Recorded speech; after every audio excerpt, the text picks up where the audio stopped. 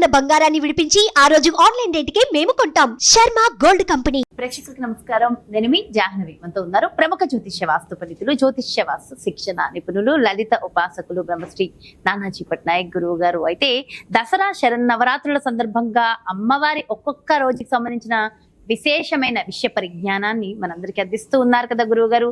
మరి 4వ రోజు అమ్మవారిని ఏ విధంగా పూజించాలి, పూర్తి వివరాలు, పూర్తి ఫలితము గురువుగారి మాటలు అడిగి తెలుసుకుందాం.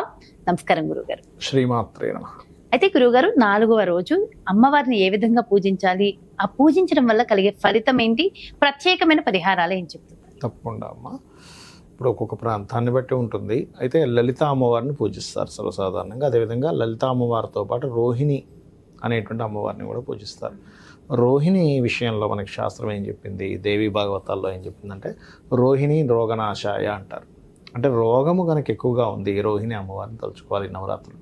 ఓం రోహిణీ దేవి అయి నమః అని తలుచుకుంటూ లలితా సహస్రనామాల్లో ముఖ్యంగా మనకి లలిత అమ్మవారిది కాబట్టి మీకు ఎవరికైనా బాగా హెల్త్ ఇష్యూస్ ఉన్నాయి, ఈ 9 రోజులు మీరు ఏం పూజిస్తున్నా తర్వాత కూడా ఏం పూజిస్తున్నా క్రీమ్ అచ్యుతానంత గోవింద అనుకుంటూ పూజించడం, నీళ్లు తాగినా, ఏదైనా ఫుడ్ తింటున్నా. అదేవిధంగా ఓం సర్వవ్యాధి ప్రశమని సర్వమృత్యు నివారిణి అగ్రగణ్య చింత్య రూప కలికల్మషనాశినే నమః అనుకుంటూ చేసుకుంటారు. సర్వసాధారణంగా అలంకారంలో తీసుకున్నట్లయితే బంగారు రంగు చీరతో అలంకారం చేస్తారంటారు ఈరోజు. అయితే ఒకటమ్మా, ఇక్కడ ఏంటంటే అలంకారాలు కానీ ప్రసాదాలు కానీ ఇవన్నీ ఏంటంటే ప్రాంతాల బట్టి వచ్చాయి, కానీ శాస్త్రంలో ఉన్నటువంటివి కావు ఇవి. శాస్త్రంలో చెప్పినటువంటి ముఖ్యమైనటువంటి అంశం ఏమిటి ఇక్కడ అని చెప్పి చూసుకుంటే, మీరు భక్తిగా చేయండి. ఉదయం నిద్రలేచామా ఒకటే అనుకోవాలి, నిద్రలేచిన వెంటనే అమ్మ లలితాదేవి, నేను నీ పూజ చేసి ఈ నవరాత్రుల్లో నీ పూజ చేసే అవకాశాన్ని నాకు ఇచ్చావు. మీరు చేయడం కాదు, ఒకటే గుర్తుపెట్టుకోండి, ఈ నవరాత్రులు కూడా నేను చేస్తున్నాను అనేటువంటిది కాదు, నా చేత అమ్మవారు చేస్తుంది నన్ను ఉద్ధరించడానికి. ఒక చిన్న పిల్లవాడిని అమ్మ హోంవర్క్ రాయిస్తుంది. ఎందుకు రాయిస్తుంది? వాడు ప్రయోజకుడు అవ్వాలని. వాడంతటి వాడు రాయడం చూడొచ్చు, రాయాలనుకోవచ్చు, అవ్వకపోవచ్చు. పిల్లవాడికి ప్రతిదీ కూడా అమ్మాయి ఎలా అయితే చూసుకొని ప్రతిదీ కూడా వీడు ఏంటి ఎలా ఉన్నాడు, సన్నగా ఉన్నాడు, వీడికి కొంచెం బలమైన ఫుడ్ కావాలి, లేకపోతే వీడు కొంచెం నల్లగైపోతున్నాడు, అమ్మో వీడికి ఏమిటి, ఏమైనా ఎండ ఎక్కువ పడుతుందా, అన్ని పిల్లవాడికి ఎలా అయితే తల్లి చూసుకుంటుందో అదే తల్లి అమ్మవారు అన్నీ మనకు చూసుకుంటూ ఉంటుంది, గుర్తుపెట్టుకోండి. ఆ రకంగా చూడడం జరుగుతూ ఉంటుంది. కాబట్టి రోహిణి అమ్మవారి యొక్క ఆరాధన చేసేటప్పుడు పర్టికులర్గా మనకి అరటిపళ్ళు నైవేద్యంగా పెట్టాలి అంటూ ఉంటారు. అరటిపళ్ళు, దానిమ్మ వీటిని నైవేద్యంగా పెట్టాలి అంటారు. ఏమిటంటే ఎందుకు అసలు అరటిపళ్ళకి దీనికి ఏమైనా సంబంధం ఉందా, రోహిణి అమ్మవారికి ఏమిటి అంటే ఒకటే గుర్తుపెట్టుకోండి, లలితా సహస్రనామాలలో ఇప్పుడు లలిత అమ్మవారి యొక్క అవతారం అని అనుకున్నాము, రోహిణికి సంబంధించిందని అనుకున్నాం కదా. ఈ లలితా సహస్రనామాల్లో మనం ఒక్క నామం పట్టుకున్న మీ యొక్క పూర్వజన్మ కర్మలన్నీ దగ్ధం అవుతాయని వసిన్యాది వాగ్దేవతలు ఫలశ్రుతిలోనే చెప్పడం జరిగింది, గుర్తుపెట్టుకోండి.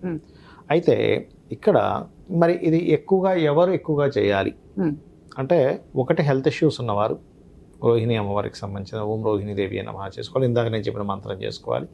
మరియు శుక్ర లగ్నాలు అవుతాయి, అంటే వృషభ లగ్నము లేదా తులా లగ్నం లేదా శుక్ర రాశులు పంచమం అయినటువంటి వారు, అంటే ఎవరు మకర లగ్నంలో జన్మిస్తే పంచమ స్థానం శుక్రుడు రాశి అవుతుంది. అదేవిధంగా మిథున లగ్నంలో జన్మిస్తే పంచమ స్థానం అనేటువంటి శుక్రుడు అవుతూ ఉంటుంది కదమ్మా. ఆ రకంగా చూసుకోవాలి, ఆ రకంగా చూసుకొని చేసుకున్నట్లయితే చాలా బాగుంటుంది. అది ఓకే. అయితే కొంతమంది కమెంట్స్ రూపంలో కొన్ని క్వశ్చన్స్ అడిగారు. ముఖ్యంగా ఈ నవరాత్రులలో అమ్మవారి పూజలు పీరియడ్స్ ఒకవేళ ఉంటే మరి వేరే వాళ్ళైనా అమ్మవారి పూజ చేయవచ్చా? అసలు దీక్ష తీసుకోవాలంటే ఖచ్చితంగా అంటే ఈ టైంలో ఏం లేకుండా చూసుకోవాలా, ఎలా చేయాలని కూడా ఇక్కడ చాలా మంచి ప్రశ్న వేశారమ్మా. ఇక్కడ ఏంటంటే ఒక్కళ్ళే ఉన్నారు, ఉదాహరణకి భార్య భర్తే ఉన్నారు, వాళ్ళకి తెలుసు కదా ఎప్పుడు వస్తుంది ఏంటని. అలా వచ్చినప్పుడు మనకి చాలా స్పష్టంగా చెప్పారు, మొదటి 3 రోజులైనా చేసుకోండి, లేదా మధ్యలో 3 రోజులైనా చేయండి, ఆఖరి 3 రోజులు చేయలేకపోతే 3 రోజులు చేసుకున్నా చేయలేక మీకు ఒకవేళ వస్తే గనక ఇప్పుడు దాన్ని ఎవరు ఆపలేరు కదా, ఈజీ కాదు. కొంతమంది టాబ్లెట్స్ వేసుకుంటారు, దట్ ఈస్ డిఫరెంట్ థింగ్. అలా అయినా చేసుకోండి. లేదు అదృష్టం కొద్ది రాలేదు, హ్యాపీగా 9 days చేసుకోవచ్చు. ఇంట్లో 2-3 స్త్రీలు ఉన్నారు ఉదాహరణకి, మిగతా వాళ్ళు చేయొచ్చు. వీళ్ళు ఆ రోజుల్లో ఆ 4-5 రోజులు పక్కకుంటే తర్వాత మిగతా వాళ్ళు చేసుకోవచ్చు, తప్పేం లేదు. కాకపోతే ఆ యొక్క పరిసరాలకు రాకుండా ఉండాలి, కొంచెం ప్రాంగణంలో వీళ్ళు రాకుండా అక్కడ టచ్ కాకుండా చూసుకుంటుంటే సరిపోతుంది. అప్పుడు చూసుకోవాలి. కాకపోతే మనసులో ఒకటమ్మా, ఎట్లాంటి సమయంలో అయినా మనసు లోపల ధ్యానం చేసుకుని ఎవరైనా చేయొచ్చు. మనసులో ధ్యానం చేయకూడదు అనుకుంటారు కదా, అదేం కాదు. ఎందుకంటే మీకు ఏదొచ్చినా అమ్మవారి లోపల నుంచి వెళ్ళిపోవట్లేదు కదా, మీకు అంతే కదా, మీ మనసులో అలాగే ఉంటుంది కదా అమ్మవారు. మరి అమ్మవారే మనసులో ఉన్నప్పుడు మనసులో ధ్యానం చేయడానికి ఏంటి మీకు ప్రాబ్లం? అవునవును, మనం ఎలాంటి సిచ్యువేషన్ అయినా గాలి పీలుస్తున్నాం, ఎండ మనకు వస్తుంది, ఆ సూర్య భగవానుడు అలాగే ఎందుకమ్మా, భగవంతుడు లోపల ఉన్నాడు అనడానికి ఎంత నిదర్శనం అంటే, మనకి ఎలా ఇలాంటి మిషన్ అంటూ ఏదైనా ఉందా? ఏంటంటే ఒక గాలి లోపలికి వెళ్తే విత్ ఇన్ సెకండ్స్లో ఆక్సిజన్ కార్బన్ డైఆక్సైడ్ విడిపోయి ఆక్సిజన్ మాత్రం లోపలికి, కార్బన్ డైఆక్సైడ్ విత్ ఇన్ సెకండ్స్లో బయటకు వెళ్ళిపోతుంది.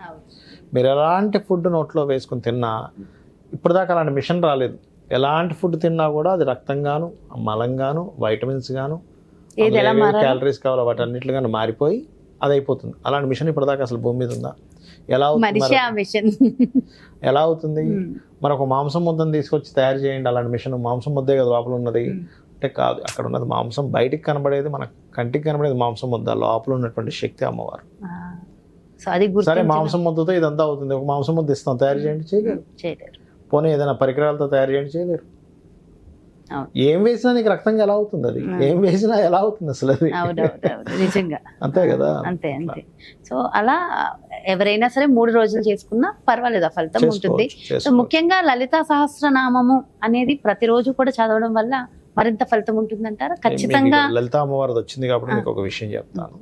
ఈ 9 రోజులు గనక ఎవరైనా అయితే, శాస్త్రంలో అయితే ఒకరోజు 27 సార్లు చేస్తే అద్భుతం అని చెప్పారు, 3 రోజులు చేస్తే ఇంకా అద్భుతం అని చెప్పారు. బాగా కష్టాలు ఉన్నాయండి, నా కష్టాలు ఇంకా తీరట్లేదు, అసలు ఎన్ని పూజలు చేసినా అవ్వట్లేదు అనుకునేటువంటి వారు ఈ 9 రోజులు కనుక రోజుకి 27 సార్లు కనుక మీరు లలిత చేయగలిగితే ఇంకా మీ జన్మధన్యం అయిపోయినట్టే. దర్శనం ఇచ్చినా మీరు ఆశ్చర్యపోవాల్సిన పని లేదు. అమ్మవారు అది స్వప్నంలో కూడా ఇస్తారు, ఒక్కోసారి బయటే కనబడాలని రూల్ లేదు, స్వప్న రూపంలో దర్శనం కూడా ఇస్తుంది. పుష్పాలు వాడాలంటే ఏ పుష్పాలు వాడాలంటారు? ఒకటేనమ్మా, గుర్తుపెట్టుకోండి, పుష్పములు ఈ పుష్పములే వాడాలని కాదు అక్కడ. మీ కామ్యం బట్టి పుష్పం వాడాలి. అంటే ఎలా అంటే, మీకు గురుబలం బాగా రావాలి, పసుపు రంగు పుష్పాలు వాడాలి. అది ఏ రోజైనా అంటారా? ఏ రోజైనా.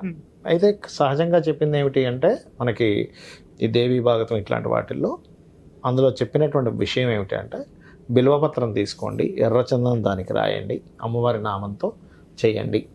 లేదా మందార పువ్వులు, గన్నేరు పువ్వులతో చాలా చక్కటి ఫలితాలు వస్తాయని చెప్పి, గన్నేరు పువ్వులతో ఒక దేవీ భాగవతంలో ఉన్న విషయం ఇది. అట్లా చేయండి అని చెప్పడం జరిగింది. ఎంతో చక్కటి విషయాన్ని తెలియజేశారు గురుగారు. Thank you so much. శ్రీమాత్రే నమః. నిజంగా 4వ రోజు లలిత అమ్మవారిని ఏ విధంగా మనం పూజించాలి, కలిగే ఫలితం ఏమిటి, ముఖ్యంగా మరి ఆడవాళ్ళకు ఉన్నటువంటి కొన్ని సమస్యలకు సంబంధించి కూడా పూర్తి వివరాలు అందించారు కదా గురువుగారు.